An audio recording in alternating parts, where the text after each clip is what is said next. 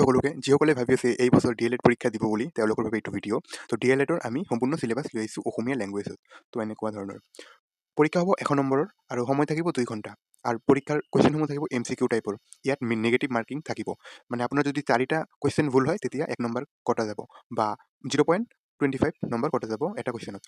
তো আৰু আমি এতিয়া চাম চিলেবাছটো। তো ইয়াতে থাকিব প্ৰথমতে সাধাৰণ ইংৰাজী। তো তাত 10 নম্বৰ থাকিব। ইয়াতে আপোনালোকে চাব পাৰে কি কি থাকিব: vocabulary, tense, verbs, prepositions, comprehension, voice change, narration, adverb, synonyms, antonyms এইবিলাক। ইয়াৰ পাছত থাকিব সাধাৰণ জ্ঞান মানে জেনেৰেল নলেজ। ইয়াত থাকিব 15 নম্বৰ।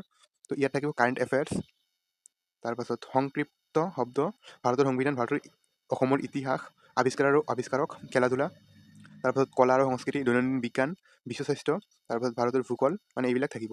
ইয়াৰ পাছত থাকিব যুক্তি।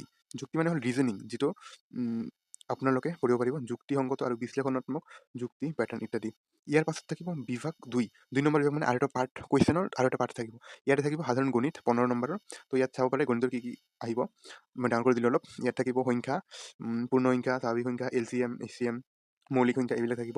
ভগ্নাংশ থাকিব, তাৰপাছত মুদ্ৰা, জ্যামিতি, মাপ, বৰ্গমূল, অনুপাত, সমানুপাত এইবোৰ থাকিব।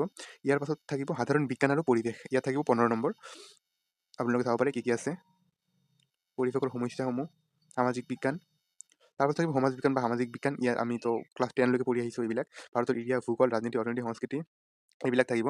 ইয়াৰ পাছত থাকিব ভাষা, আপুনি যিটো ভাষা চুজ কৰে সেইটো ভাষাত থাকিব।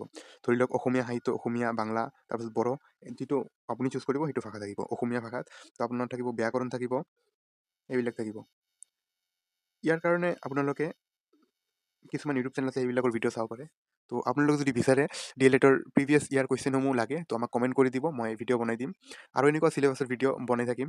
ইয়াৰ আগত আপোনালোকে RRB NTPC চিলেবাছৰ ভিডিঅ' বনাইছোঁ, আজি এইটো ভিডিঅ' বনালোঁ। ইয়াৰ পাছত আমি BEdৰ চিলেবাছৰ ভিডিঅ' বনাম, তাৰপাছত APSCৰ বনাম। তো এইবিলাকৰ চিলেবাছৰ ভিডিঅ' প্ৰথমতে বনাম। তো ভিডিঅ'টো চাই কেনেকুৱা লাগিল কমেণ্ট কৰি দিব। ধন্যবাদ।